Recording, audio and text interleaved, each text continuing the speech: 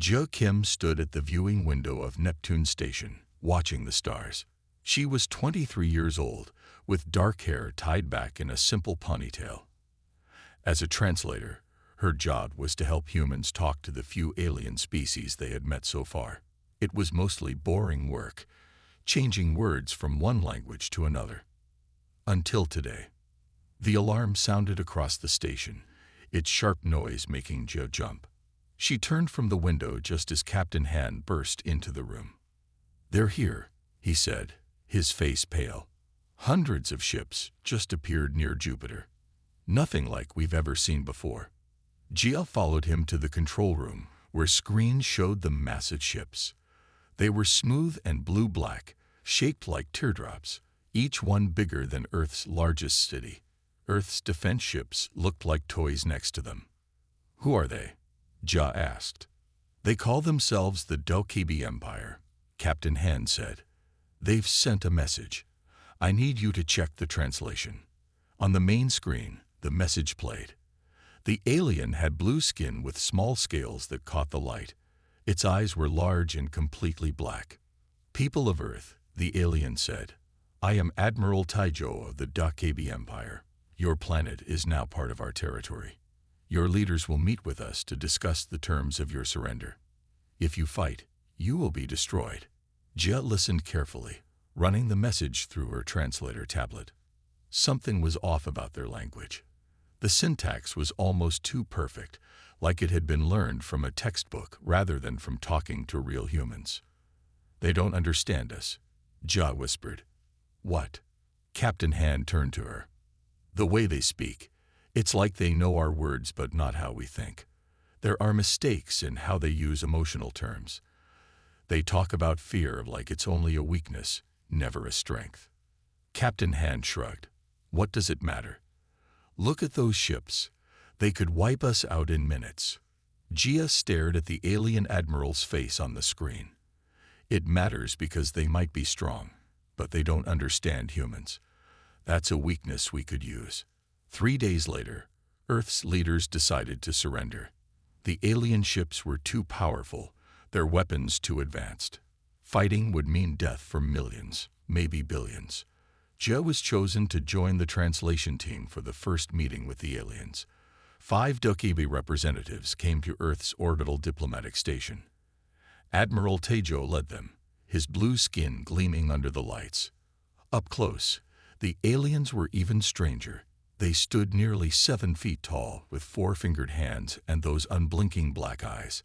They moved with careful precision, as if every step was planned. During the meeting, Jia noticed more odd things. The aliens never interrupted each other. The lower-ranked ones never spoke before their superiors. When Earth's representatives argued among themselves, the aliens seemed confused, almost disgusted. Their society must be very rigid, Jia thought. Very hierarchical. That could be useful to know. When Admiral Taijo spoke directly to her, asking about human books and music, Jia was surprised. He seemed genuinely curious. "We collect knowledge from all species," he explained. "It is the Emperor's wish to preserve all cultures, even as they join our empire." The way he said it made Jia think that joining the empire meant becoming slaves, but his interest in human culture gave her an idea. After the meeting, as Earth's leaders signed the surrender papers, Jia approached Captain Han. "Request permission to volunteer for their cultural exchange program," she said. Captain Han looked at her like she was crazy. "They'll take you to their homeworld. You might never come back." Jia watched Admiral Taijo studying a simple painting of Earth's oceans with fascination. "They think they know us, but they don't. They think we're simple, but we're not. They've conquered our planet, but they don't understand our minds." She straightened her shoulders. "And that's how we'll beat them." 3 months passed quickly. Jia sat by a window on the massive Dokkaebi ship, watching as they approached their home planet. The journey had been long, but she had used the time well. She had learned more of their language and watched how they behaved with each other. The Dokkaebi homeworld was not what she expected. Instead of a planet, they lived on a huge ring that circled a dying star. The ring was made of metal and stone, with cities built across its inner surface. The star glowed red at the center, giving everything a blood-colored tint. "This is the heart of the empire," said Nara, the female Dakibai, who had been assigned to teach Jia about their ways. "The palace of Emperor Dohyun lies ahead." The palace was the biggest building Jia had ever seen. It seemed to float above the ring, held up by beams of light. As they came closer, Jia saw that the entire structure was covered in shimmering blue-black scales, like the skin of the Dakibai themselves. Inside, the air felt thick and warm. Jia followed Nara through tall hallways where the walls changed color as they passed. Dakibi of all sizes moved about, their skin patterns showing their rank and job. The ones with more complex scale patterns walked tall, while others bowed as they passed. "You will work in the royal library," Nara explained. "The emperor collects knowledge from all conquered worlds. You will help translate human books and explain human things." The library was vast, with shelves that reached up higher than Jia could see. Books and data crystals from thousands of worlds filled the space. A few other aliens worked there too, each from a different conquered planet. "The new human has arrived," announced a tall Dakibi with gold-edged scales. This was Master Quan, the head of the library. "She will translate the human texts we collected from Earth." Jia bowed her head, copying what she had seen the lower-ranked Dakibi do. "I am honored to serve." Master Quan seemed pleased by her quick submission. "Good. You will start right away." For 2 weeks, Jia worked quietly. She translated books about Earth history, art, and science. The Dakibi were most interested in books about war and power. They asked many questions about how humans fought and ruled each other. During meals in the servants' hall, Jia listened more than she talked. She learned that Emperor Dohyun had ruled for over 200 years. He had conquered 30 new worlds in just the last decade. Some thought he was expanding the empire too quickly. "Resources are stretched thin," whispered Suk, a half-Dakibai who fixed the palace computer systems. "Some outer worlds are starting to rebel, but the emperor won't listen to warnings." Jia stored this information away. Rebels might be useful allies if she could find a way to contact them. One day, Jia was called to a grand meeting room. She was told to bring her translations of Earth's greatest military victories. When she arrived, she was surprised to see Admiral Taijo among the gathered nobles. "The human translator," he said, recognizing her. "I hope you have adjusted well to imperial life." Before she could answer, the room fell silent. Everyone bowed deeply as a new figure entered. He wore robes of deep blue with patterns that seemed to move on their own. His scales had a purple tint that Jia had not seen on any other Dakibi. "The Emperor," Nara whispered to Jia, pulling her down into a bow. Emperor Dohyun moved with slow purpose to the high seat at the head of the room. Behind him came a younger Dakibi who looked similar, but with scales that were more blue than purple. This was Prince Minho, the Emperor's son and heir. "Rise," said the Emperor, his voice surprisingly soft. "We will discuss the next phase of our expansion today. The human will tell us about Earth's military capabilities." As Jia stood to speak, she caught Prince Minho watching her with interest. Unlike the others, he seemed to be studying her face, not just listening to her words. When she explained how Earth had surrendered to prevent needless deaths, something flickered in his eyes. Was it respect or doubt? That night, as Jia returned to her small room, she found a message waiting on her personal data pad. It was short and unsigned. "Not all Dakibi believe in endless conquest. Some of us seek a different path. If you wish to speak more freely, follow the blue light tonight." Jia smiled in the darkness. Her plan was starting to work. Jia waited until the palace was quiet. The blue light on her datapad blinked slowly, guiding her through the dark halls. The night workers paid her no attention. They were used to seeing aliens from different worlds wandering around, lost in the huge palace. The blue light led her to a garden inside the palace. Real plants grew here, not just the metal and crystal trees that the Dokebi usually preferred. The air smelled sweet and damp. In the center of the garden stood Prince Minho. Without his formal robes, he looked younger. His blue scales caught the soft garden lights. "You came," he said. "I wasn't sure you would." Jia bowed slightly. "It's not every day a prince invites you to a secret meeting. Please, speak freely here. This garden is one of the few places not watched by my father's spies." Prince Minho gestured to a stone bench. "Sit, tell me about Earth." Jia sat carefully, watching the prince's face. "What do you want to know?" "The truth, not the official reports." He looked up at the fake sky above the garden. "My father sees every planet as just another prize to add to his collection. But I wonder, is there more to understand about humans than just how to rule them?" This was a chance Jia couldn't miss. Humans are good at adapting, at finding new ways to solve problems. And we don't give up easily. "Like you," said the prince. "You're not just a translator, are you? I saw how you watched everyone in the meeting room, how you noticed things." Jia felt a chill. Had she been too obvious? "I'm just trying to learn about my new home." Prince Minho laughed softly. "A good answer. Safe. But we both know you're looking for ways to help your world." For a long moment, they sat in silence. Jia made a choice. "Yes," she admitted. "I am." The prince nodded. "Good. Honesty, at last." He leaned closer. "What if I told you I don't agree with my father's endless wars? That I think the empire grows too large to control?" Jia's heart beat faster. "I would ask why you're telling me this." "Because the empire is starting to crack. 12 systems are in open rebellion. Our military is spread too thin." He turned to face her fully. "My father won't listen to his advisors, but he might listen to me, if I had the right information to show him." Jia understood now. "You want my help. And you want Earth's freedom." Prince Minho smiled. "We could help each other."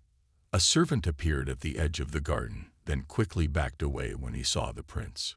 Prince Minho stood up. "In 3 days, there will be a banquet to celebrate Earth's addition to the empire. My father will ask you to explain human artifacts to our nobles." He handed Jia a small crystal. "This will give you access to certain parts of our data network. Study our history, our wars. Find the patterns my father doesn't see." "If I do this," Jia said, standing too, "and if we succeed, what happens to Earth? If my father can be convinced that some worlds are more valuable as trading partners than as subjects, Earth could be the first to gain a new status." The prince's scales shifted color slightly, showing his excitement. A new kind of relationship with the empire. It was risky. If they were caught, both would likely be killed. But it was the first real chance to help Earth.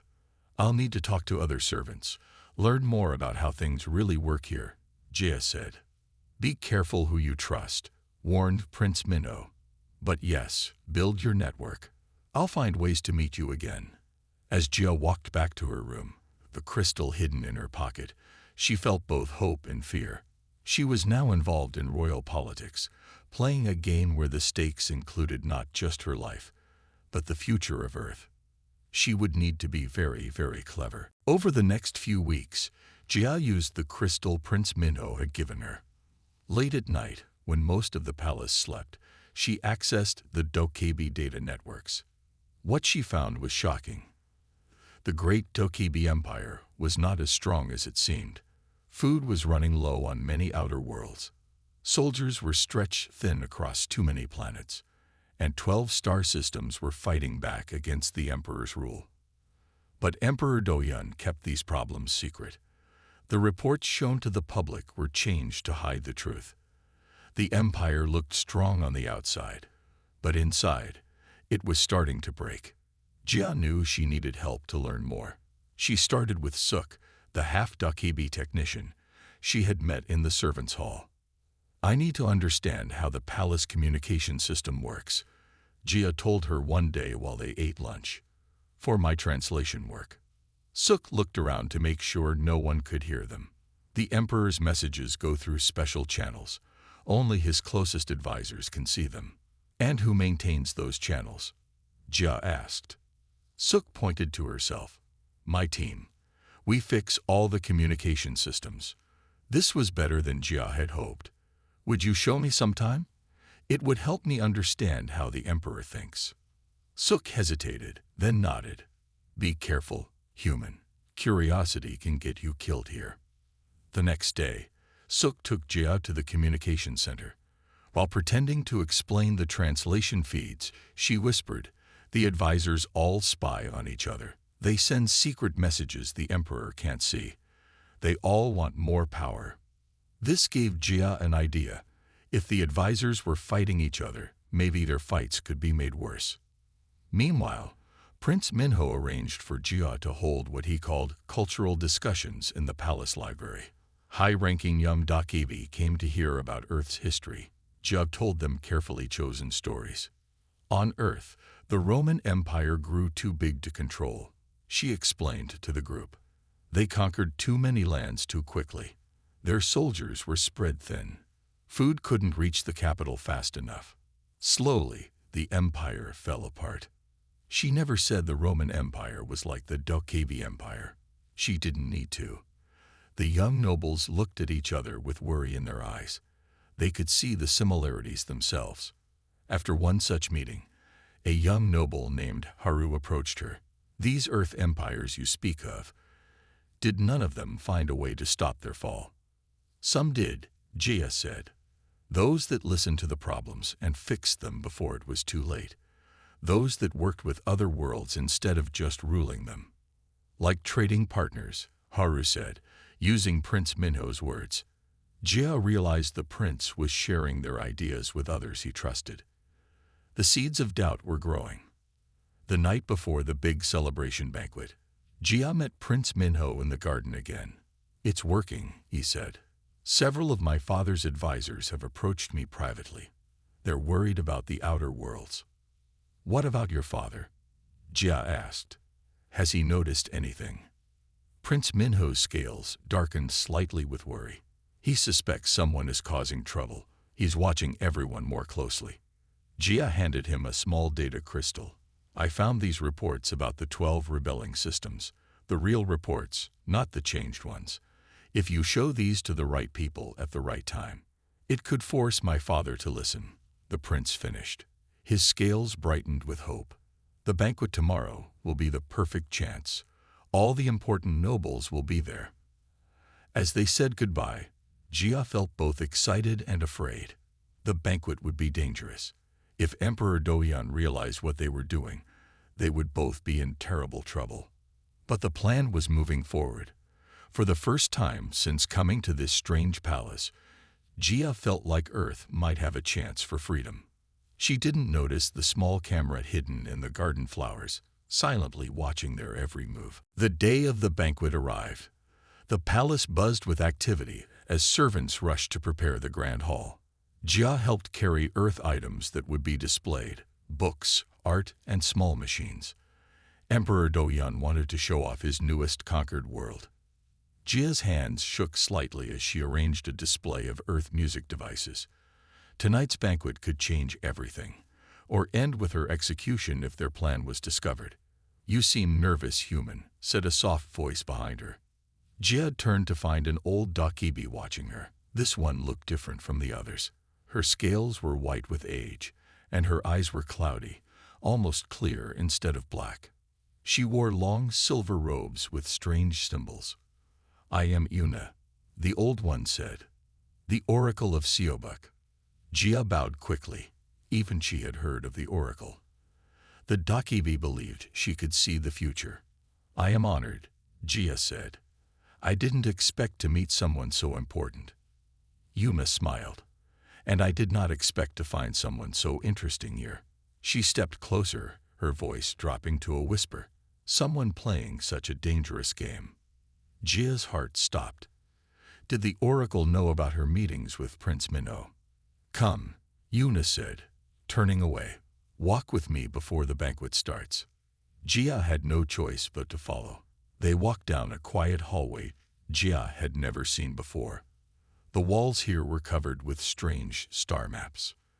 "You wish to free your world," Yuna said. "It wasn't a question. You work with the prince to change the empire's path." Jia started to deny it, then stopped. There was no point lying to the oracle. "Yes." Instead of calling the guards, Yuna nodded. "Good." Jia stared in surprise. "Good. I have seen the empire's future," Yuna said, touching one of the star maps. "If it continues on this path of endless conquest, it will burn itself out. The fires of rebellion will spread until nothing remains but ashes." She turned to face Jia directly. "The empire must change, or it will die. I have told Emperor Doyan this for years, but he does not listen." "Then you'll help us?" Jia asked, hardly believing her luck. "I will show you something that may help you." Yuna pressed her hand against the wall. A hidden door opened, revealing a small room filled with ancient books and scrolls. "These are the prophecy archives," Yuna explained. "Records of empires that rose and fell before ours. There is a pattern that repeats every 10,000 years." She showed Jia a chart of stars. "When these stars align, the psychic network that connects our ruling class weakens. Their mental powers fade for a short time." Jia looked closely at the chart. "When will this alignment happen next?" "In 3 months." Yuna's cloudy eyes seemed to stare through Jia. "If you wish to truly change the empire, that will be your moment." The sound of a gong echoed through the palace. The banquet was about to begin. "We must go," Yuna said, closing the hidden door. "But remember what I have shown you, and know that not all Dakibi wish to follow the emperor's path." As they walked back toward the banquet hall, Yuna added, "Be careful tonight. Eyes are watching that you do not see." Jia remembered the garden camera with a chill. "Is our plan in danger?" "All plans carry risk," Yuna said. "But sometimes a single small stone can start an avalanche." They reached the banquet hall doors. Inside, hundreds of nobles were gathering. Jia could see Prince Minho near his father's throne, watching the door nervously. "Go now," Yuna said. "Play your part tonight. But remember the star alignment. That will be the true moment of change." Jia took a deep breath and entered the hall. With the oracle's warning in mind, she would need to be more careful than ever. But now she had a new piece of information. In 3 months, the emperor and his loyal nobles would be at their weakest. If they survived tonight's banquet, they would need to make new plans. Bigger plans. The banquet was the most grand event Jia had seen in the palace. Hundreds of noble Dakibi filled the huge hall. Their scale patterns glittered under the floating lights. Servants moved silently between tables, carrying strange foods and drinks. Emperor Doyan sat on a high throne at the front. Prince Minho stood near him, looking calm, but Jia saw how tightly he held his cup. They were both nervous about tonight. "The human translator will now explain these earth items," announced Master Quan, waving Jia forward. Jia stepped up to the display of earth things.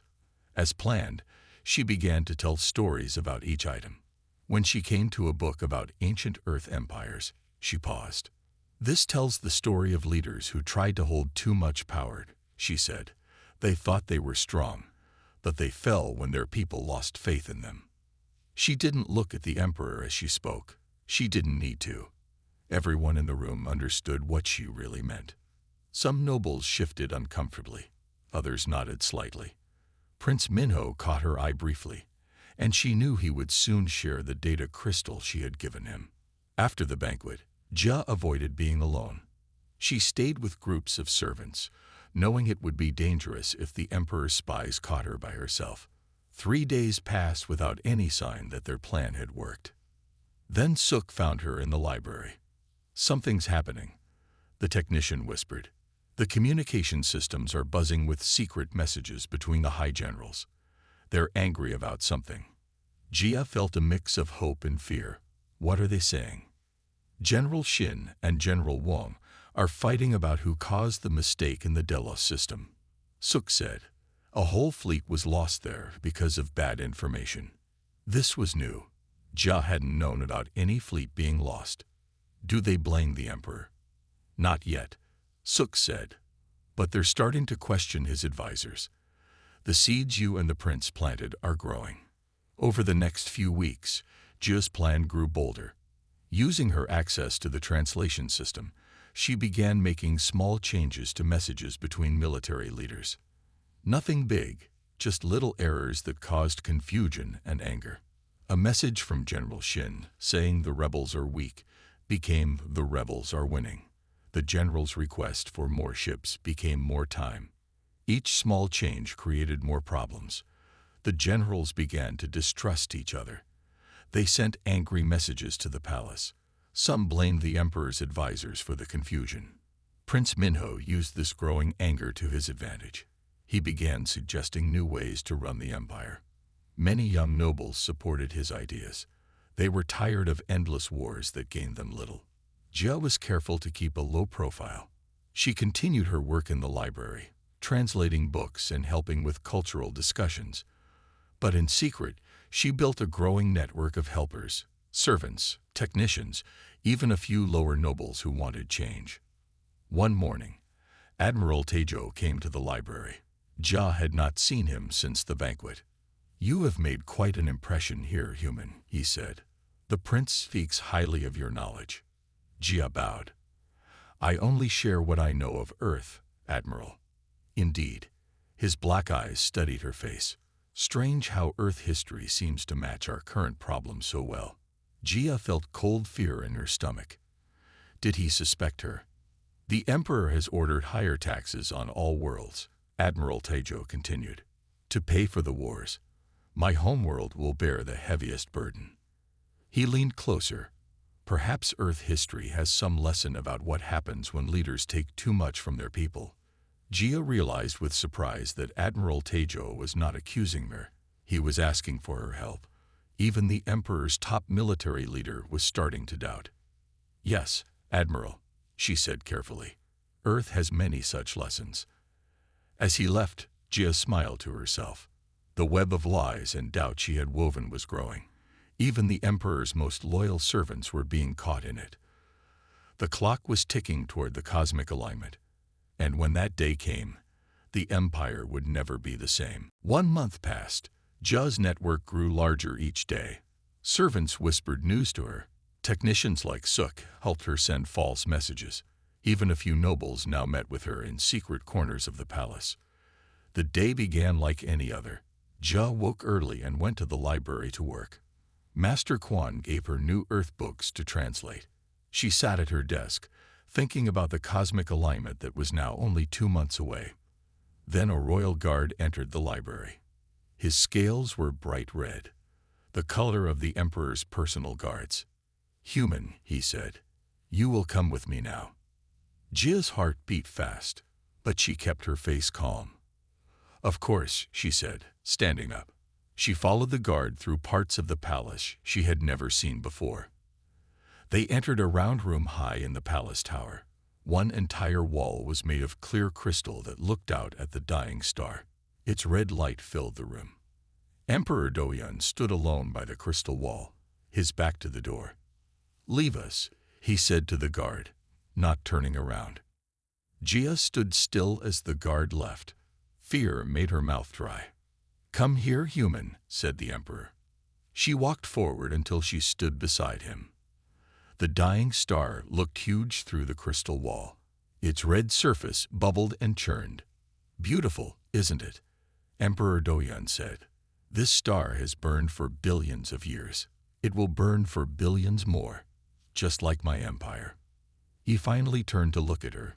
His purple scales seemed to glow in the red light. "Did you think I wouldn't notice?" he asked softly. "The changed messages, the secret meetings, the doubts you've been planting in my court." Ice filled Jia's stomach. He knew everything. "You believe yourself clever, human," the emperor continued. "But your species has existed for a mere moment compared to ours." He touched a small control panel. A screen appeared in the air between them. On it, Jia saw Prince Minho being led away in chains.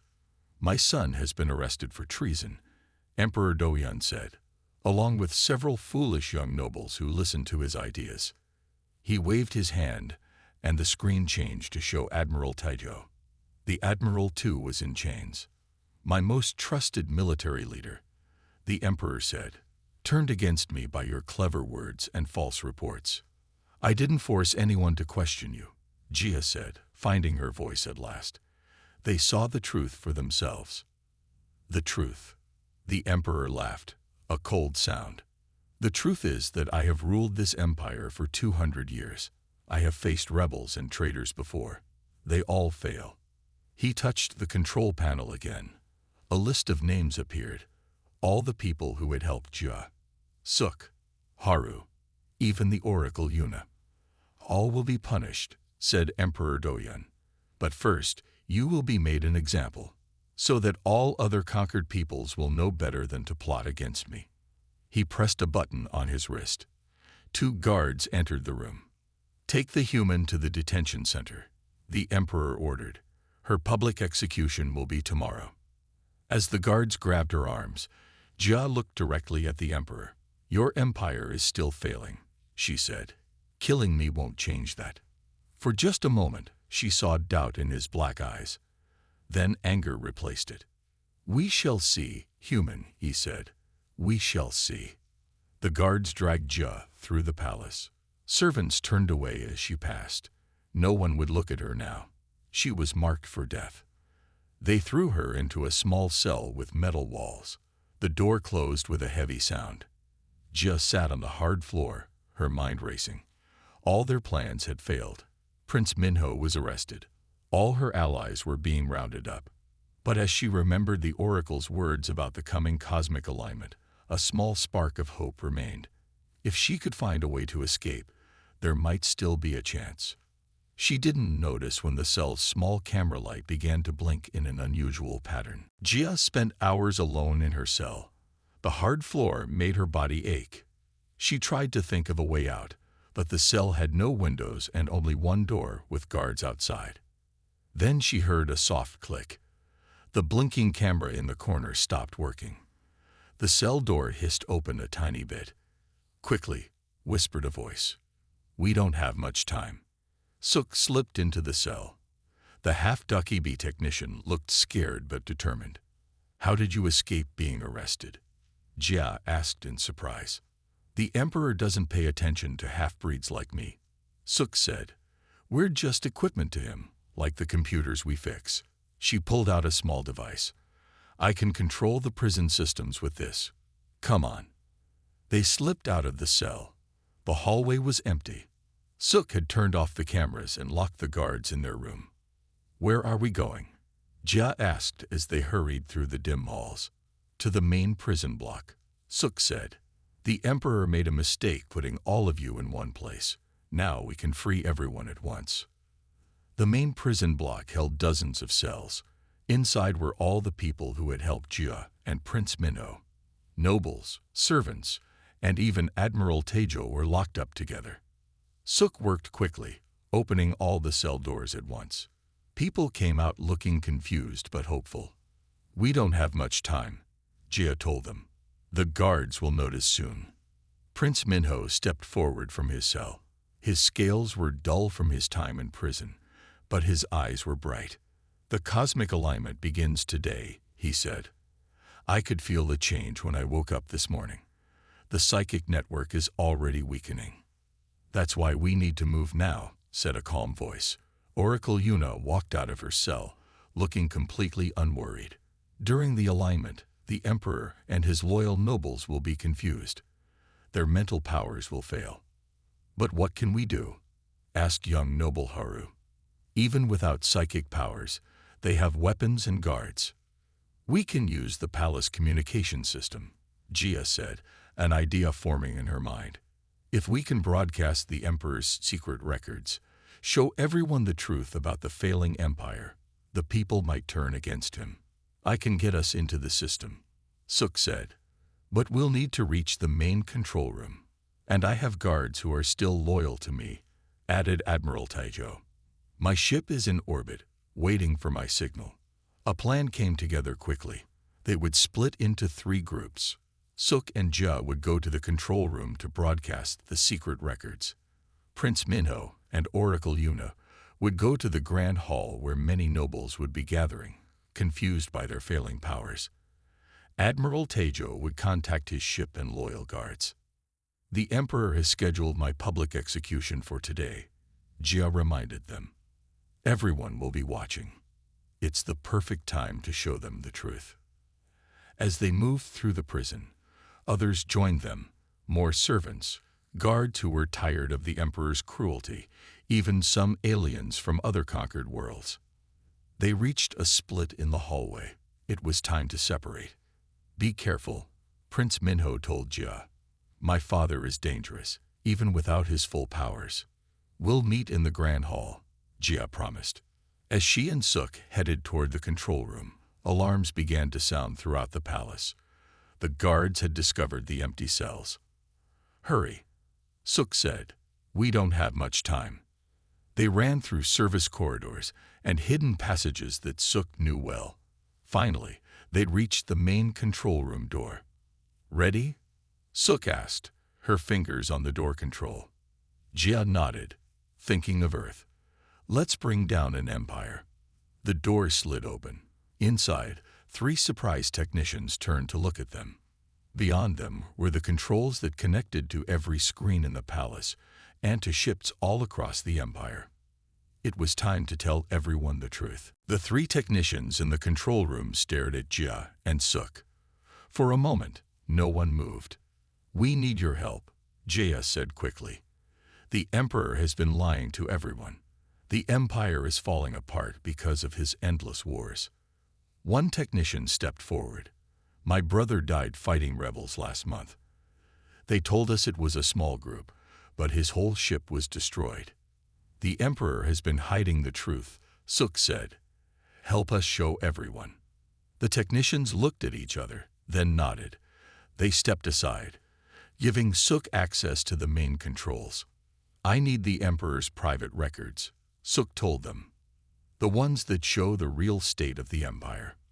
Those are locked behind the highest security, said the oldest technician. But during this strange cosmic event, the systems are acting up. We might be able to break through. They worked quickly, their fingers flying over the control panels. Meanwhile, Jia watched the security screens. Guards were running through the palace. On one screen, she saw Emperor Doyan shouting at his advisors. He knows something is happening, Jia said. We need to hurry. Got it, Suk called out. I have the records. Audio, video, everything. Send it to every screen in the palace, Jia said, and to all the ships in orbit. Suk pressed the final controls. Every screen in the palace suddenly changed. They now showed the Emperor's secret meetings, his hidden reports about the failing war efforts, the starving outer planets, and his plans to sacrifice millions of soldiers in hopeless battles. Now we need to get to the Grand Hall, Jia said. Prince Minho will be there. They ran through the hallways. The palace was in chaos. Guards didn't know who to listen to.